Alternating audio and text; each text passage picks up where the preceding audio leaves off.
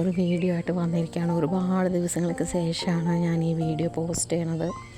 അതുമല്ല, കഴിഞ്ഞ തവണ ഞാൻ പറഞ്ഞിട്ടുണ്ടായിരുന്നു ഇനി തുടങ്ങിയ എൻ്റെ വീഡിയോസൊക്കെ ഇംഗ്ലീഷിലായിരിക്കും എന്നുള്ളത്.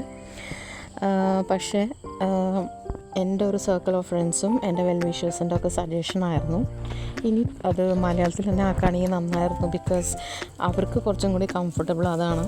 അപ്പോൾ പിന്നെ മലയാളത്തിൽ തന്നെ ആക്കുകയാണെങ്കിൽ നല്ലതായിരിക്കും എന്ന് പറഞ്ഞതുകൊണ്ടാണ്.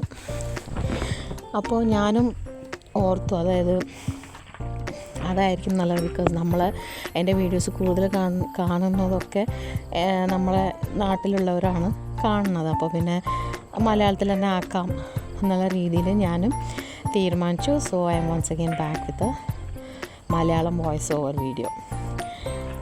അതുകൂടാതെ പിന്നെ എനിക്ക് തോന്നിയൊരു കാര്യം, എൻ്റെ ഒരു എക്സ്പീരിയൻസ് വെച്ച് ഞാൻ പറയുകയാണ്. നമ്മളിപ്പോൾ ഒരു കാര്യം ചെയ്യുമ്പോഴല്ലോ നമ്മൾ മറ്റുള്ളവർ മോട്ടിവേറ്റ് ചെയ്യുന്നോ അല്ലെങ്കിൽ അവർ മോട്ടിവേറ്റ് ചെയ്യും എന്നുള്ള പ്രതീക്ഷിച്ചിട്ടോ നമ്മൾ ഒരിക്കലും ഒരു കാര്യം ചെയ്യാൻ പാടില്ല. കാരണം എന്താ വെച്ചാൽ അതെപ്പോഴും അവർ ചെയ്യണം എന്നില്ല.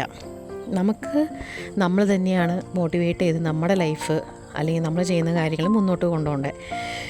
ബിക്കോസ് ഒരു ടൈം ആകുമ്പോൾ ഇവർ നമ്മുടെ ആ ഒരു സർക്കിൾ ഓഫ് ഫ്രണ്ട്സോ അല്ലെങ്കിൽ റിലേറ്റീവ്സോ ആരെങ്കിലും തരുന്ന മോട്ടിവേഷൻ ഇല്ലാണ്ടാകുമ്പോൾ പിന്നെ നമുക്ക് ലൈഫ് മുന്നോട്ട് കൊണ്ടുപോകാൻ ഭയങ്കര ബുദ്ധിമുട്ടായിട്ട് നമുക്ക് ഫീൽ ചെയ്യും. അപ്പോൾ എനിക്ക് എൻ്റെ പേഴ്സണൽ എക്സ്പീരിയൻസിൽ നിന്നാണ് ഞാനീ പറയണത് കേട്ടോ. അപ്പോൾ എനിക്ക് മനസ്സിലായതെന്ന് വെച്ചാൽ നമ്മളൊരു കാര്യം ചെയ്യുന്നുണ്ടെങ്കിൽ അത് കൺസിസ്റ്റൻ്റ് ആയിട്ട് തന്നെ ചെയ്യുക. നമ്മുടെ full heart, mind and soul അതിൽ നമ്മൾ ഇൻവോൾവ് ചെയ്യാം.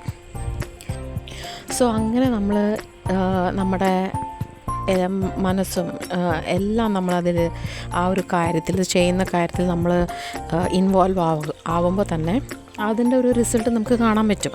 ചിലപ്പോൾ പെട്ടെന്നായിരിക്കില്ല, കുറച്ച് ടൈം എടുത്തിട്ടെങ്കിലും. സോ നമ്മൾ ഒരിക്കലും മറ്റുള്ളവരുടെ ഒരു മോട്ടിവേഷന് വേണ്ടി വെയിറ്റ് ചെയ്യോ അല്ലെങ്കിൽ അങ്ങനത്തെ കാര്യങ്ങൾ നമ്മൾ പ്രതീക്ഷിക്കാണ്ടിരിക്കുക. അപ്പോൾ ഇന്നെനിക്ക് പറയാനുള്ള ഒരു ചിന്ത എന്നുള്ളത് അതാണ്. ഇപ്പോൾ ഈ കാണുന്ന ബോക്സ് ഉണ്ടല്ലോ, ഇത് ഞാനൊരു ഓർഗനൈസേഷൻ്റെ ബോക്സായിട്ട് മാറ്റിയതാണ്.